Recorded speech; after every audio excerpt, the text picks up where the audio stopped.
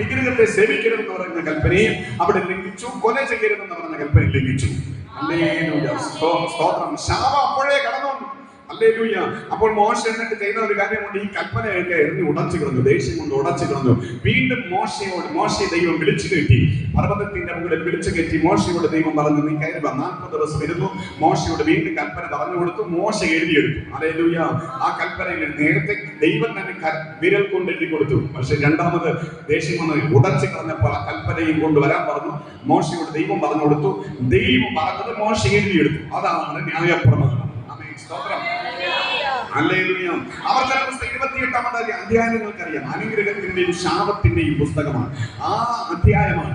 അതിന് ആദ്യം 14 വാക്യത്തോളം ഏതാണ്ട് അനുഗ്രഹത്തെ വിളിച്ചു പറഞ്ഞിട്ട് 14 വാക്യം മുതൽ ഏതാണ്ട് അങ്ങോട്ടുള്ള സകല വാക്യങ്ങളിൽ ശാപത്തെയാണ് പറഞ്ഞിരിക്കുന്നത്.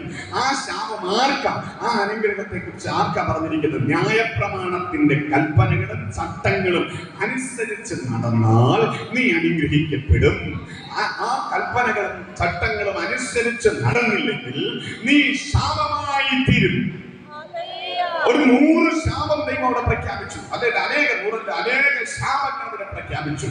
ശാപവും അനുഗ്രഹവും നിൽക്കുകയാണ്. അപ്പോൾ ന്യായപ്രമാണത്തിന്റെ ചട്ടങ്ങളും കൽപ്പനകളും അനുസരിച്ചു നടന്നാൽ അനുഗ്രഹം, അല്ലെങ്കിൽ ശാപം. ഈ ന്യായപ്രമാണം എന്ന് പറയുന്നത് പാവം പൂവാറുള്ള പൊഴിയൂരുള്ള എനിക്കും നിങ്ങൾക്കും വേണ്ടിയല്ല ദൈവം നൽകിയത്. ഹല്ലേലൂയ. ആ ന്യായപ്രമാണം നൽകിയത് യഹൂദനാണ്, ഇസ്രായേലിനാണ്. പക്ഷേ പുസ്തകത്തിൽ എഴുതപ്പെടാത്ത ഒരു ന്യായപ്രമാണം നമ്മുടെ ഉള്ളിൽ എഴുതിയിരുന്നു. അതിനൊരു